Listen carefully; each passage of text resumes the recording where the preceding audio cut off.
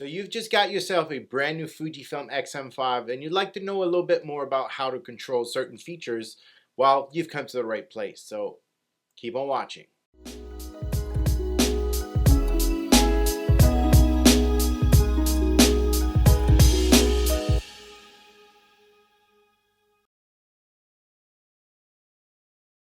So to control your exposure on the Fujifilm X-M5 is very simple.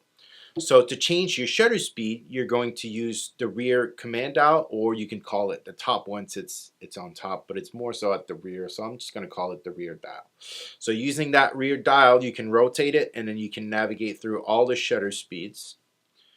And then since the kit lens doesn't have an aperture ring, I will be changing my aperture using the front command dial. So as you can see, when I'm rotating it, I can change the aperture. If it was a lens with an aperture ring, I would be using that ring to change the aperture, and then I could click on it to toggle from the f-stop to ISO. So then I can change my ISO using that front command dial.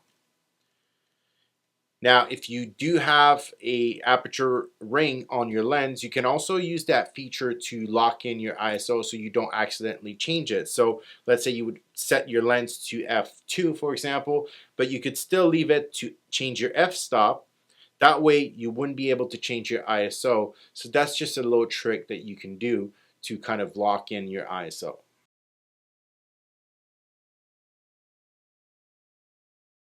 Now on top of the XM5, you do have your film simulation dial, so with the major ones as I could call it, but then you also have three positions, so FS1, FS2, FS3. So these can be assigned to other film simulations that are not on the dial itself. So how do we go about setting these up? We simply go into the menu and then into the image quality setting menu.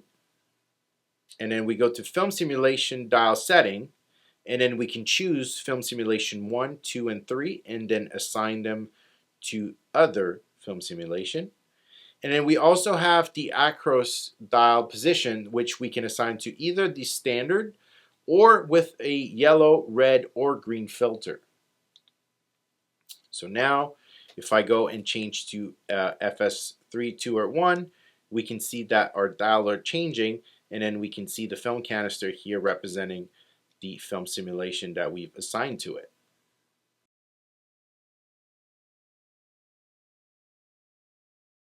So to change our AF modes on the XM5, we can go into the menu and then go to the AF/MF menu, and then we can go into focus mode. So we have single autofocus, continuous autofocus, so it will track our subject, and then we also have manual focus. Now I'm just going to leave it to single autofocus, and then we have our AF modes, so that we can choose between single point, zone, wide tracking, and all. So single point is going to give me that one simple AF box, which I can make bigger or smaller by rotating the rear dial. Now if I go to zone, I have a bigger box, and then the camera will pick an area within that box to focus. Now once again, I can move the box around using the joystick, and then I can make it bigger or smaller. And then I also have some custom zones that I can configure as well. Now going back, we have our wide tracking. So this will use the full area of the screen to focus. Now that's going to be an AF single. Now truthfully, when you want to use wide tracking is because you want to track something. So we will be changing our focus mode to continuous, and then that will give us a box here that again we can move around, and that's going to be our starting point to track an object. So I can aim at something and then half press, and then it will track it across if it's moving or if I'm moving, so that it stays in focus.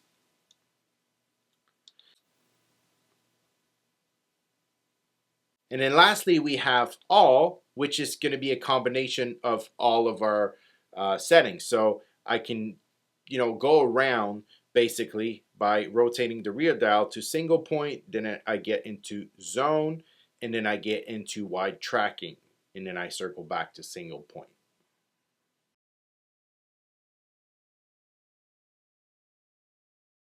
Now I spoke about the zone custom settings, so I can set 3 different ones. So I can choose custom 1, and then I can decide how I want to make it. So I can make it very high and narrow. I can make it wider and, not as high. And then again, I have 3 custom slots basically to make these custom zones.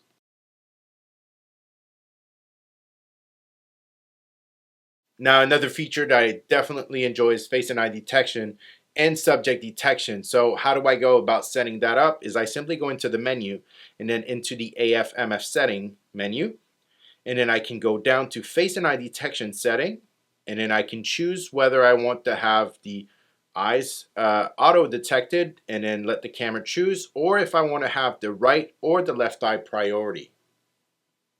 Personally, I like to choose the right eye. That's just me. And then at that point, I will be tracking the right eye. But also I can have eye off and then simply track the face. And then obviously I can turn it off. And then next we have subject detection settings. So I can track animals, birds, automobiles, motorcycles and bikes, airplanes and train, as well as bugs and drones as well. So drones are going to be under the airplane menu. And then the insects are going to be under the bird menu. And then from that point, I've chosen animal detection. So if I aim at my dog, for example, it's going to be tracked automatically and even picks up the eyes, which is quite amazing if you ask me.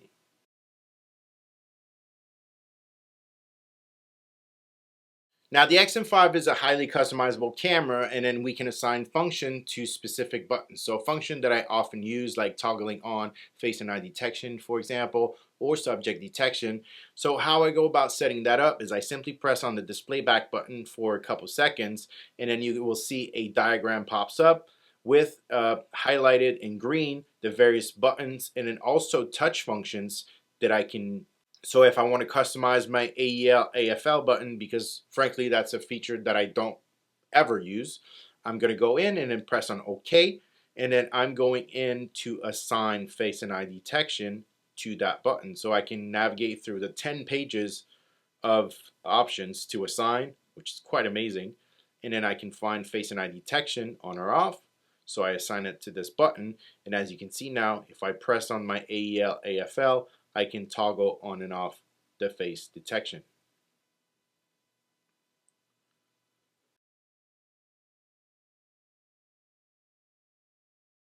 Now onto the video side of things, I'm going to go and turn my dial to the movie mode, and then I'm going to go into the movie setting list. So from there, I can choose the resolution I want to be shooting in. So I can shoot in full HD, 4K, 4K LP for long play basically, so I can record for a longer period of time, which will bring in a slight crop, but will allow me to keep the camera cooler and then record for longer. Let's say an interview, for example, or your daughter's recital, something like that. So we have that 4K LP option. Now if we keep going, we can see that we have 6.2K open gate recording, which is quite amazing if you ask me. And then I also want to point out that we have the possibility to record in a 9:16 format, so a vertical format, if we wanted to record shorts or again just vertical content that is going to be most likely be viewed on a smartphone, for example. So that's great. Onto the right side, we can choose our frame rate. So we have the ability to choose between various ones. And then going back, I'm going to go into my codec section. So if I click on it, I can choose whether I want to record to the SD card or through HDMI. And then I can choose my codec. So we have H.265 codecs, 264. We have 420 and 422 options. And then we also have bit rates that we can choose from. Now, new with the XM5 is the possibility to have very low bit rate, so 8 megabits per second, to have smaller file size that are going to be aimed towards social media and then smartphone viewing so that we can transfer them more easily to smartphones through the app. And then we have that smaller bitrate, therefore a smaller file size, so easier and faster to transfer. Next, we have our recording options. So whether we want to record in film simulations or in F-Log or F-Log2 or HLG. And lastly, this little XM5 is capable of raw recording. So if I go down to the last option, we have the option to output up to 6.2K raw footage, either in Blackmagic RAW or in ProRes RAW, which is quite amazing if you ask me.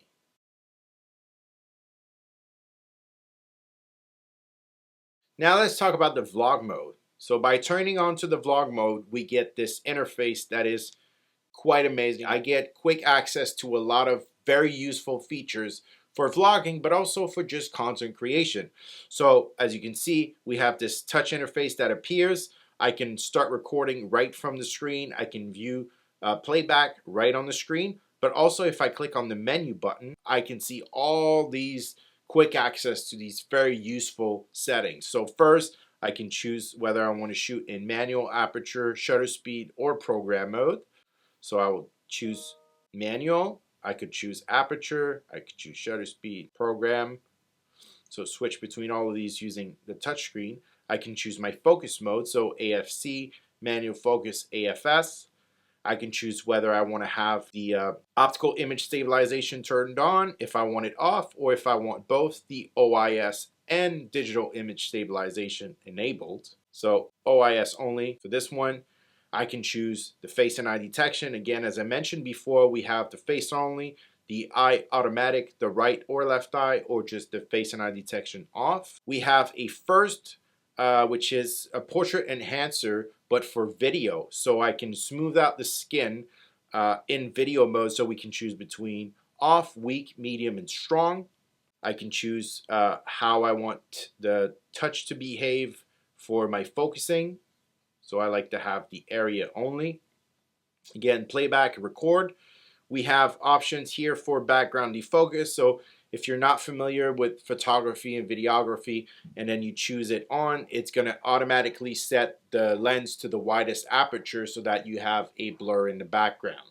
Now we also have product priority, so we can turn it on or off. So even though your face is going to be on the scene, if the camera detects a product that you put in the front, it will automatically and always focus on that product even though your face is in the screen. So that's a very useful feature for product reviews, of course.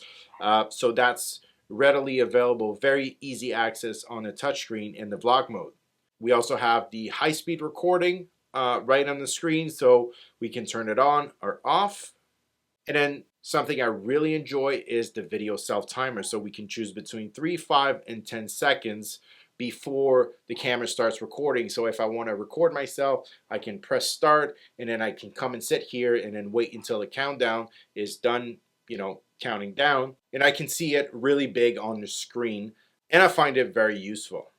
And then we can have access to the short movie mode. So the camera will start recording and record for either 15, 30, or 60 seconds and then automatically stop. So that's quite useful for the short format. If we want to record a quick video for socials, that's going to be very useful.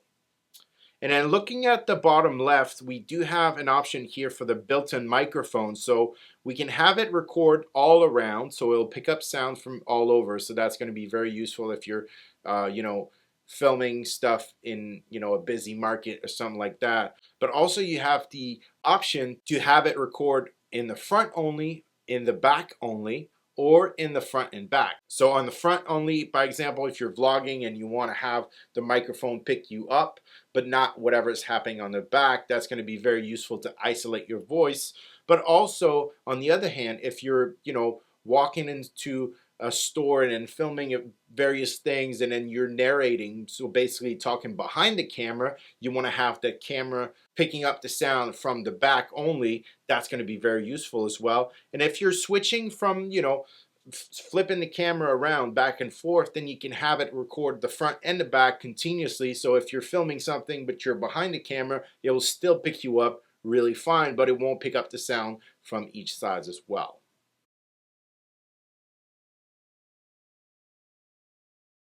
Now lastly, I do want to touch on a couple of accessories that are available for the X-M5. So first we have the fan that's going to help you if you want to record, for longer periods or in, hotter climates. So to install it, we simply remove that little cover here, which we can then install here underneath the fan so that we don't lose it. We remove that cover, and then we can line it with the screws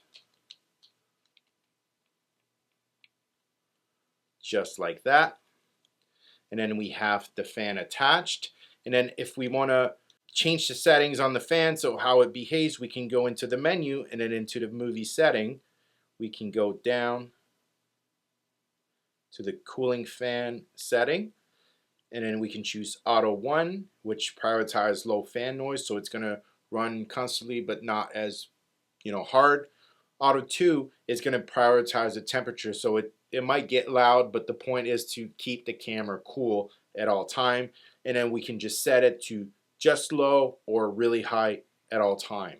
And then I'm going to bring the other accessory, which is the TGBT1, so the tripod grip, which is Bluetooth. So I can turn it on,